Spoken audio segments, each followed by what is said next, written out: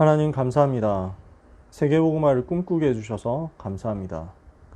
꿈으로 그치지 않고 실제 삶에서 누리며 인생 여정 가운데서 꿈을 사실화하는 응답을 받게 하시니 감사합니다.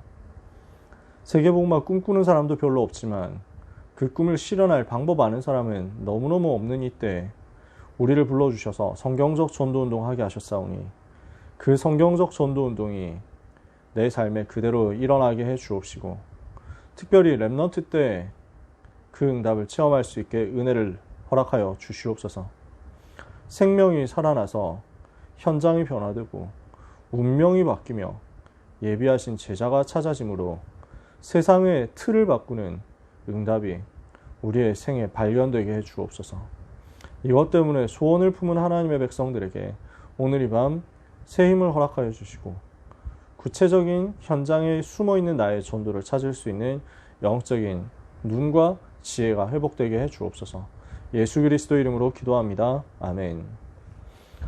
오늘은 요원이 있는 상태에서 문을 여는 법입니다. 다락방 문 여는 방법에 대해서 얘기를 지금 하고 있는 거죠. 사실은 요 얘기를 지금까지 유목사님 하고 싶으셨던 거다. 지난주에 그렇게 얘기를 했었잖아요. 그래서 지난주에 요원이 없는 상태에서 문을 연다. 그럼 어떻게 해야 됩니까?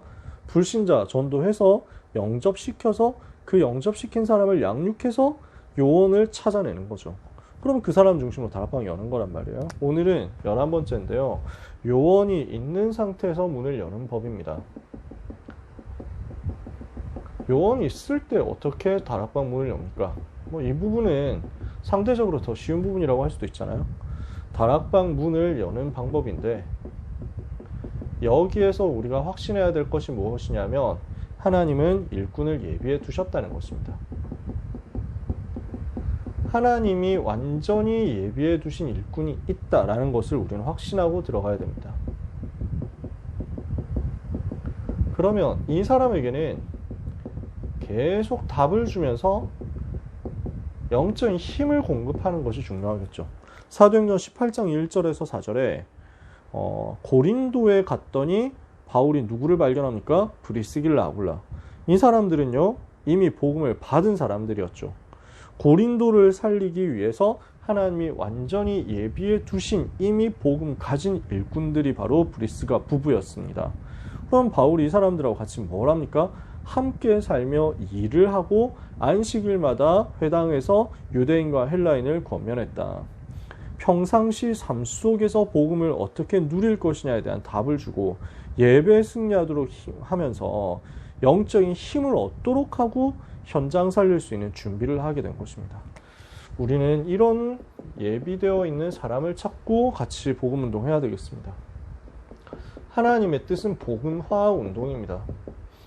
복음화 운동이 우리에게 대한 하나님의 계획이고 하나님의 소원입니다. 하나님의 뜻입니다. 이 일이 우리의 삶에 일어나야 됩니다. 그 복음화의 핵심이 어디에 있습니까? 제자거든요. 한 사람 제자 일어나면 이 제자 중심으로 30배, 60배, 100배로 열매 맺어지는 거죠. 그 제자 중심으로 해서 열려질 시스템도 하나님은 이미 계획하시고 작정하셨습니다.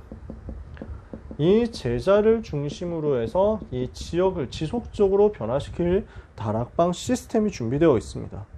그러면 이미 주어져 있는 시스템과 이미 예비되어 있는 제자, 마련되어 있는 제자에게 해야 되는 것은 뭐냐면 전도를 볼 수 있는 눈을 열어주는 겁니다. 전도 중심으로 모든 것을 볼 수 있도록 다락방을 중심으로 모든 것을 볼 수 있도록 눈 열어주는 겁니다. 요원이 숙지해야 될 3가지가 있습니다. 첫 번째, 처한 장소에 하나님의 계획이 있다는 것입니다. 지금 내가 왜 여기 있지? 여기에 대한 하나님의 계획을 찾아주는 거죠. 그리고 교역자, 그리고 사명자의 만남 속에 하나님의 계획이 있다는 사실을 알려주는 겁니다. 그리고 3번째, 내가 하고 있는 직업의 중요성에 대해서 전달해 주는 겁니다. 여기에 대해서 답을 내게 해주는 거죠. 그러니까 지금 사도행전 18장에서는 뭐가 나옵니까? 고린도라는 현장에 하나님이 우리를 보내신 이유가 뭐냐? 바울이 여기에 대해서 팀삭을 해준 거예요. 원래 로마에 살고 있었잖아요. 근데 로마에서 추방 명령이 내려져가지고 쫓겨났잖아요. 그래서 고린도로 오게 된 거거든요. 굳이 따지면은 뭐 우리식으로 따지면은 서울에서 사업하던 사람이 서울에서 쫓겨나가지고 저 지방 도시로 오게 된 겁니다.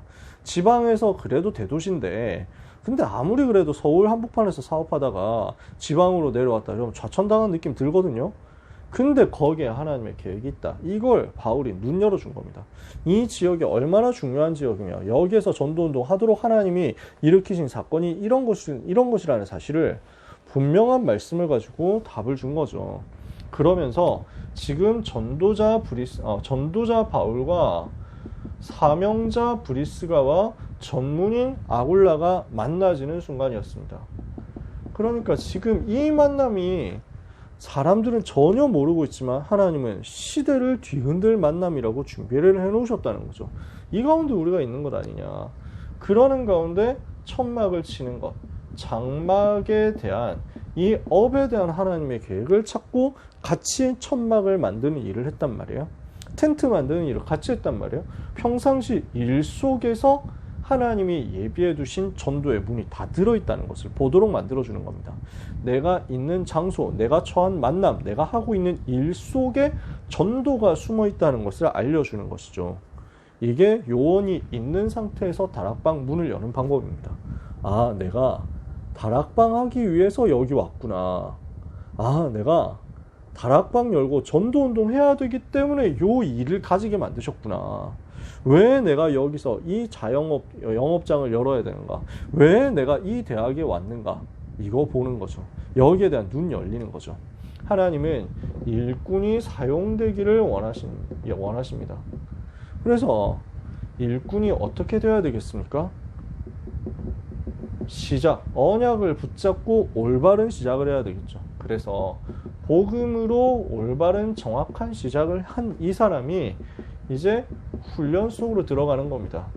말씀과 기도와 전도에 대해서 사모니를 가지고 매일매일 스스로 점검하고 훈련받는 거죠.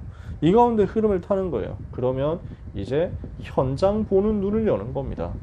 그 현장에서 무엇을 가지고 파송돼야 됩니까? 미션을 가지고. 이것 때문에 하나님이 나를 여기에 부르셨구나. 현장을 향해서 미션을 가지고 파송된 제자 되도록 정확한 복음으로 답을 주고 그 이후에는 말씀과 기도와 전도로 훈련되고 그 이후에 파송. 여기에서 전달해줘야 되는 메시지가 뭡니까? 성경 구절 쭉 나오는데요. 요한복음 17장, 빌립보서 2장 결국 무엇을 얘기합니까? 예수님이 누구시냐 여기에 대한 답이 나는 겁니다. 예수님은 그리스도시고 예수님은 하나님이시구나. 여기에 대해서 답 내도록 도와줘야 됩니다. 그리고 요한복음 1장 12절 영접하면 하나님의 자녀가 되는 것이다. 요한복음 3장 16절 이렇게 해서 구원받고 영생을 얻는 것이다. 고린도전서 3장 16절 하나님의 성전이 되고 하나님의 성령이 우리 안에 거하시는 것이다. 그런 나를 통해서 세상 끝날까지 나와 함께 하실 주님이 하시고자 하는 일이 있다. 모든 민족을 제자로 삼는 것이다. 현장에 이 제자가 예비되어 있으니까 이 현장으로 들어가는 것이다. 가서 뭘 합니까? 제자를 찾고 마가복음 16장 15절에서 20절, 사도행전 3장 1절에 10절 병든 자, 무너진 자, 절대 불가능한 사람 치유하는 거죠. 그리고 가서 요한복음 16장 24절 예수 이름으로 기도하는 것입니다. 요한복음 14장 14절 예수 이름으로 기도하면 예수님 반드시 응답하신다 했습니다. 그래서 기도 운동 일으켜라. 우리는 무슨 운동해야 됩니까? 현장 들어가서 일꾼들에게 뭘 알려줘야 됩니까? 예수 운동해야 된다. 그리스도 운동하도록, 영접 운동하도록, 제자 운동하도록, 치유 운동하도록, 기도 운동하도록 답을 주는 겁니다. 이것 때문에 내가 여기 있는 것이다. 이것을 두고 실천할 수 있도록 자꾸만 점검해 주는 것이 필요합니다. 그래서 현장 훈련이죠. 현장 보는 눈을 가지도록, 전도의 눈을 가지고 현장을 분석하고 이것을 위해서 기도하도록 도와줘야 됩니다. 그리고 영적인 배경이 있다는 사실을 알고 영적 사실을 누리도록, 즉 보좌의 축복을 실제로 인정하고 활용하도록 도와줘야 됩니다. 그래서 이 기도가 나의 영적 시스템이 되어서 영적인 플랫폼 갖춰져서 흔들리지 않도록 어떤 상황에서도 혼자서 기도할 수 있는, 정시로 기도할 수 있는 시스템이 현장에서 구체적인 시간과 장소와 제목을 가지고 지속되도록 도와줘야 됩니다. 결국 현장에서 전도 문 열려면 뭐가 필요하냐? 기도가 지속되고 있어야 됩니다. 현장 복음화를 위한 일심 전심의 기도가 지속되고 있어야 됩니다. 정시 기도가 한 달도 지속되지 못하고 있는데 어떻게 그 사람이 그 현장에서 진짜 복음 운동하고 싶다 하는 것을 하나님 앞에서 증명해서 보일 수 있겠습니까? 하나님은 아시잖아요. 반드시 이 현장에서 전도 운동이 일어나게 해달라고 기도하는 그 운동이 일어나고 있어야 됩니다. 그 사람에게 하나님이 현장 문을 여시는 거죠. 우리 자신도 준비된 요원이라고 했을 때 우리 현장에서 문을 열기 위해서 이것이 우리에게 먼저 각인되고 있어야 되겠습니다. 자, 우리 현장에 기존 신자들이 있거든요. 기존 신자들에게, 교회 다니고 있는 사람들에게, 우리가 교회 다니는 사람 건드려가지고 교인 뺏어오고 이런 운동 안 합니다. 시간도 없는데 뭘 그런 구차한 운동, 찌질한 운동 합니까? 근데 이분들이 힘을 얻어야 돼요. 이분들이 답을 얻어야 돼요. 그렇게 열심히 신앙생활 하는데 답을 못 찾아가지고 엉뚱한 데서 헤매고 있는 경우가 너무 많거든요. 그래서 이분들에게 답을 줄 수 있는 메시지가 준비되어 있어야 됩니다.